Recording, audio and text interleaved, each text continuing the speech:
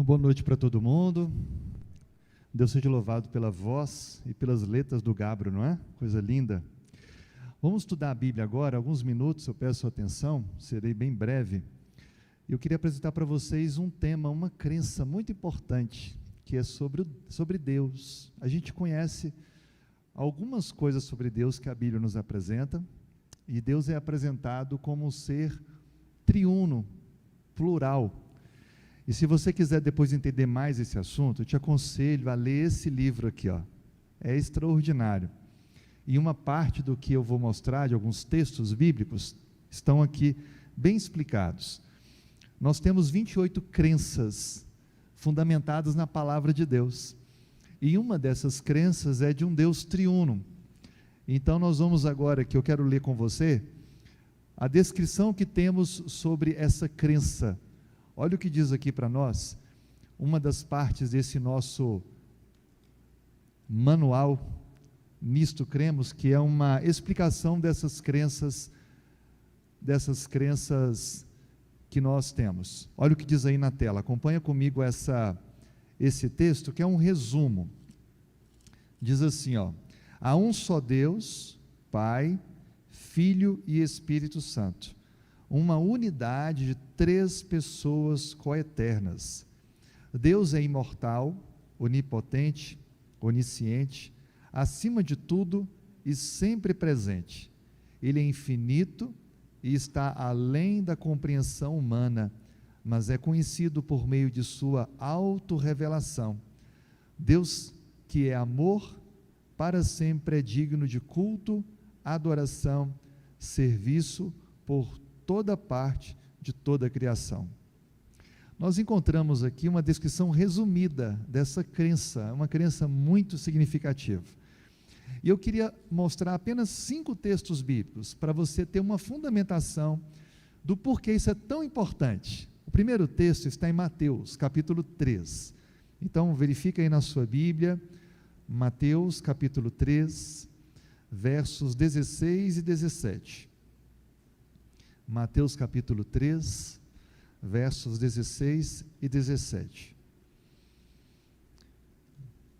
A Bíblia diz assim para a gente, ó: batizado Jesus, saiu logo da água, e eis que se lhe abriram os céus, e viu o Espírito de Deus descendo como pomba, vindo sobre ele. E eis uma voz dos céus que dizia: este é meu Filho amado, em quem me comprazo. Esse é um texto que marca o início do ministério público de Cristo através da sua entrega como um exemplo pelo batismo. Não que ele precisasse, mas o que chama a atenção é que aqui está inserida as 3 pessoas da divindade. A voz do Pai que clama do céu, a manifestação do Espírito pela pomba e Cristo ali sendo batizado.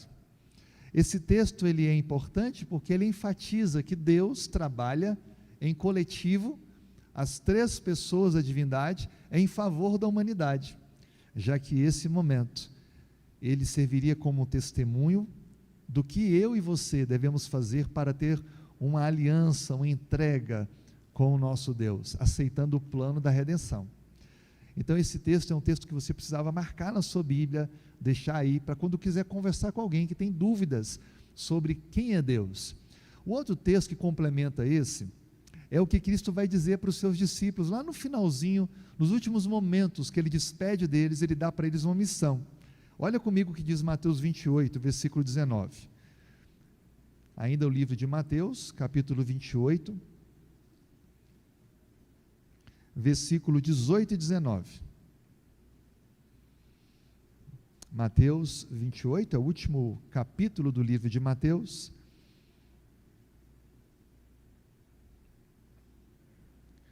Jesus, aproximando-se, falou-lhes: toda autoridade me foi dada no céu e na terra.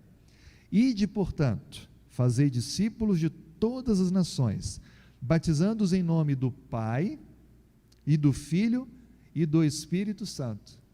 Veja que entender que Deus é triuno é tão importante, que Cristo enfatiza que o que oficializa a entrada de um novo discípulo é o batismo no nome das 3 pessoas da divindade. Aconteceu isso no seu batismo, e agora ele replica dizendo: assim deve acontecer como uma cerimônia de consagração, investidura de todo novo discípulo, ser batizado em nome das 3 pessoas da divindade. Você pode perceber que o texto bíblico ele enfatiza, não sei a sua tradução, existe a conjunção aditiva "e" em cada pessoa, e do Filho e do Espírito. Toda vez que aparece isso na Bíblia, é sinal de que as 2 coisas estão interligadas, uma à outra, e isso prova de que os 3 são iguais. Há pelo menos 3 atributos que fazem Deus ser Deus: onipresença, ou seja, Deus está em todos os lugares ao mesmo tempo. Onisciência, Deus sabe de todas as coisas, Ele está lendo agora o meu e o seu pensamento. Está passando na sua cabeça alguma preocupação sobre atividades de amanhã, ou como o Gabro falou, preocupado com um compromisso, uma viagem que vai fazer. Deus ele é onisciente, esse é um atributo próprio de Deus. E além de onipresente, onisciente, Deus ele é onipotente, nada limita a sua atuação, ele pode fazer qualquer coisa. Ainda assim, há uma coisa que ele não faz, por nos dar a liberdade de escolha, que é nos forçar a amá-lo, aceitá-lo. Ainda assim ele é onipotente. E esse texto enfatiza que aquele que aceita o Evangelho, ele deve ser investido em nome do Pai, do Filho e do Espírito Santo. Lembre que o Pai não quer dizer que ele é superior às outras 2 pessoas da divindade, mas é uma forma de Deus se revelar a nós e se apresentar da forma que a gente entende, da configuração que nós conhecemos social. O Filho é filho não porque ele foi criado, originado do Pai. Aliás, o texto bíblico enfatiza, Cristo ele é o Criador e todas as coisas foram feitas por meio dele. Nada que existiria se não fosse por ele. Ou seja, Pai e Filho são termos que não devem ser compreendidos como superior ou inferior, mas apenas para compreendermos a dinâmica da salvação e do agir de Deus em nosso favor. E é por isso que aqui eles estão em sinal de igualdade. A declaração batismal, ela é uma ênfase nessa igualdade que coopera as 3 pessoas da divindade para investir autoridade na salvação do novo converso. Lembre que o termo Trindade não aparece na Bíblia, mas ele é uma palavra que explica, ou tenta explicar, que Deus é um, mas manifesto em 3. O outro texto que nós vamos ler agora está em 2 Coríntios 13, 2 Coríntios capítulo 13, verso 13. 2 Coríntios, a segunda carta de Paulo aos Coríntios, capítulo 13, versículo 13. Aqui, essa é uma bênção muito comum nas cartas de Paulo, e olha a preocupação dele. Ele diz assim: a graça do Senhor Jesus Cristo, o amor de Deus o Pai e a comunhão do Espírito Santo sejam com todos vós. Até fácil para decorar, não é? A graça de quem? Jesus. Por quê? Porque ele se fez um de nós. Ele deu a vida em nosso lugar. O amor de quem? De Deus o Pai, porque ele que enviou Cristo. Houve entre eles esse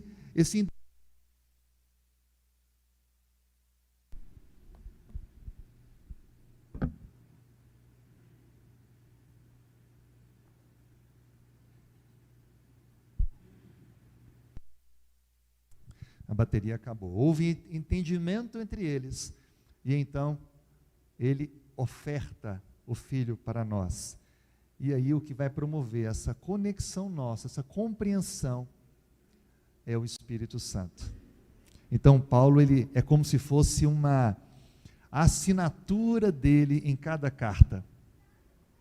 A bênção em nome do Pai, do Filho e do Espírito Santo. O outro texto que a gente agora está concluindo são os dois últimos textos, nós já lemos 3, os dois últimos. Vamos para o início de tudo? Gênesis 1, verso 26. Primeiro livro da Bíblia, primeiro capítulo. Gênesis 1, 26. Olha o que nos diz aí. Gênesis 1, 26.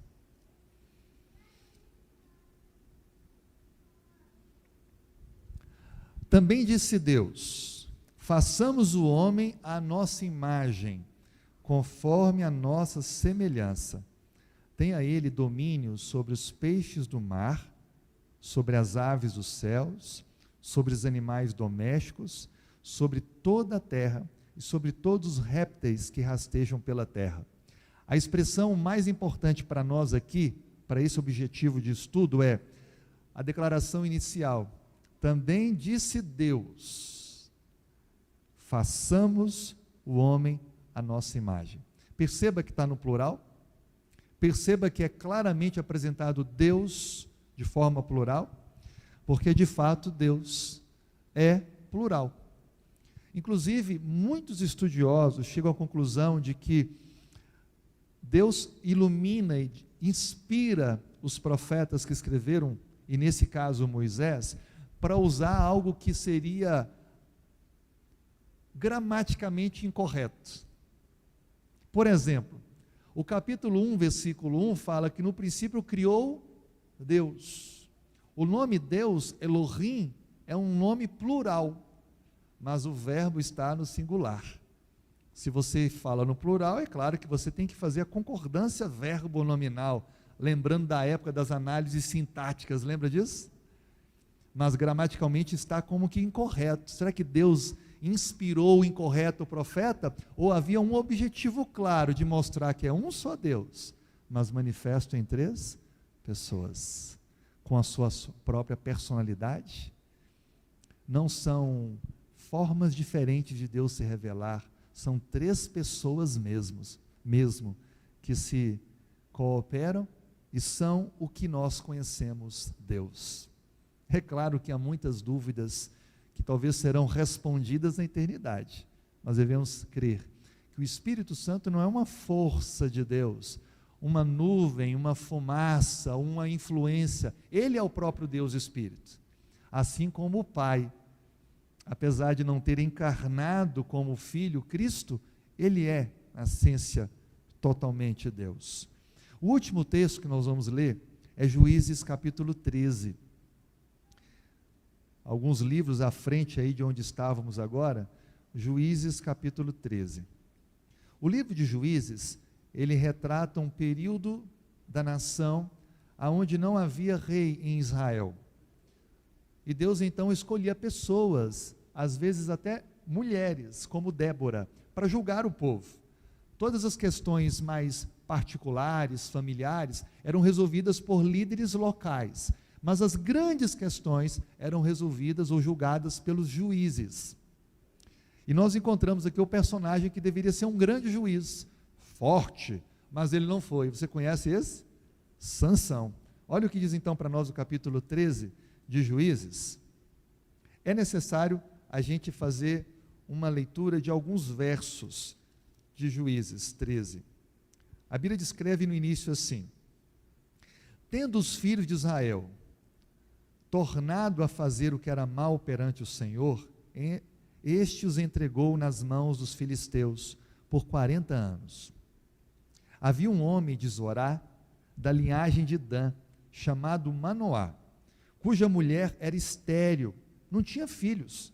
Apareceu o anjo do Senhor a esta mulher. Note a expressão, anjo do Senhor. Continua o texto. Ele aparece para a mulher e diz: eis que és estéril, nunca tiveste filho, porém conceberás e darás à luz a um filho. Agora, pois, guarda-te, não bebas vinho ou bebida forte, nem comas coisa imunda, porque eis que tu conceberás e darás à luz a um filho, sobre cuja cabeça não passará navalha, porquanto o menino será nazireu, consagrado a Deus, desde o ventre da sua mãe, e ele começará a livrar Israel do poder dos filisteus. Dá uma pausa aí. Que coisa extraordinária, não é? Uma mãe que queria muito ter filhos e não tinha, recebe a visita de um anjo do Senhor, Malek Havé, em hebraico. E ele aparece para ela e dá um recado para ela: você vai ser mãe, e não apenas de um filho como outras mães, esse filho vai ser especial. Através dele, eu vou encerrar esse domínio de 40 anos do inimigo sobre o meu povo. Coisa extraordinária, já pensou? Deus falar para você, você vai ser mãe, e ele vai ser um governante, um regente de justiça sobre o nosso povo. Que privilégio, já pensou? Aí continua o texto, olha o que diz o versículo 6. Então a mulher foi a seu marido e disse: um homem de Deus veio a mim, a aparência era semelhante a um anjo de Deus. Tremenda. Não lhe perguntei de onde era, e nem ele me disse o seu nome. Porém me disse: eis que tu conceberás, darás à luz a um filho, agora, pois não bebas. E ela vai repetir tudo o que ela ouviu. Verso 8. Então Manoá orou ao Senhor e disse, parece que Manoá queria ter uma experiência semelhante à da sua esposa. Ele acreditou nela, mas ele queria ter uma experiência semelhante. Aí ele ora: Senhor meu, rogo-te que o homem de Deus, que enviaste, venha outra vez e nos ensine o que devemos fazer ao menino que há de nascer. Veja que ele acreditou, ele creu, ele queria aprender mais detalhes sobre como educar essa criança, já que ela era tão especial. Verso 9. Deus ouviu a voz de Manoá. Como é bom ser ouvido por Deus, não é? Ele ouve a voz de Manoá, e o anjo de Deus veio outra vez à mulher, quando essa se achava sentada no campo, porém não estava com ela o seu marido Manoá. Apressou-se, pois, a mulher, correndo, noticiou seu marido, e lhe disse: eis que me apareceu aquele homem que viera a mim no outro dia. Então se levantou Manoá, seguiu a sua mulher, e tendo chegado ao homem, disse: és tu que falaste a esta mulher? Ele respondeu: eu sou. Olha essa expressão, eu sou, é muito importante. Continua. Então disse Manoá: quando se cumprirem as tuas palavras, qual será o modo de viver desse menino e o seu serviço? Respondeu-lhe o anjo do Senhor: guarda-se a mulher de tudo quanto lhe disse. De tudo quanto procede da videira não comerá, nem vinho ou bebida forte beberá, nem coisa imunda comerá, tudo quanto lhe tem ordenado guardará. Então Manoá disse ao anjo do Senhor: permite-nos deter-te e te prepararemos um cabrito. Eram bons hospitaleiros, né? Queriam receber bem, e era uma tradição isso. E aí diz o verso 10: porém o anjo do Senhor disse a Manoá: ainda que me detenhas, não comerei de teu pão, e se preparares holocaustos ao Senhor, o oferecerás. Porque não sabia Manoá que era o anjo do Senhor. Não era um anjo qualquer, era o anjo do Senhor. É a expressão que acontece desde o início. Verso 17. Perguntou Manoá ao anjo do Senhor: qual é o teu nome, para que quando se cumprir a tua palavra, te honremos? Respondeu-lhe o anjo do Senhor e disse: por que perguntas assim pelo meu nome, que é? O que aparece na sua Bíblia aí? Maravilhoso. Muito bem. Aí continua a história. Tornou, pois, Manoá um cabrito e uma oferta, e os apresentou sobre uma rocha ao Senhor, e o anjo do Senhor se ouve maravilhosamente. Agora vá para o final do capítulo 13. Deus então trabalha com a vida desse casal, dá o filho, e olha o que diz agora sobre esse filho. Versículo 24. Depois deu a mulher à luz um filho, e lhe chamou Sansão, um juiz de Israel. O menino cresceu, e o Senhor o abençoou, e o Espírito do Senhor passou a incitá-lo em Maanedã, entre Zorá e Estaol. Você enxergou o Deus triuno aqui? Deus fala com o casal, primeiro com a mulher, depois, pelo pedido de fé, fala também com o marido. Deus envia alguém para pessoalmente dar uma mensagem àquela mulher, como enviou Gabriel para conversar com Maria, dizendo que seria a mãe do Salvador. E aí então, quando o marido, o futuro pai da criança pergunta, olha, qual o seu nome? Ele diz, meu nome é maravilhoso. Ele não revela o nome, diz apenas que é maravilhoso. E aí no final do capítulo fala que o Espírito Santo usa Sansão, dá forças a Sansão. É claro que você conhece a história, ele vai usar mal isso, ele vai fazer escolhas erradas, porque Deus não pode infringir a liberdade de cada um de nós. Mas ainda assim, grandes coisas foram feitas por meio de Sansão. Deus o Pai envia alguém que tem um nome maravilhoso. E ao final, o Espírito Santo é que habilita, capacita esse juiz especial de Israel. Sabe quem tem um nome maravilhoso? O livro de Isaías, no capítulo 9, versículo 6, nos responde. A gente termina com esse texto. Isaías capítulo 9, versículo 6.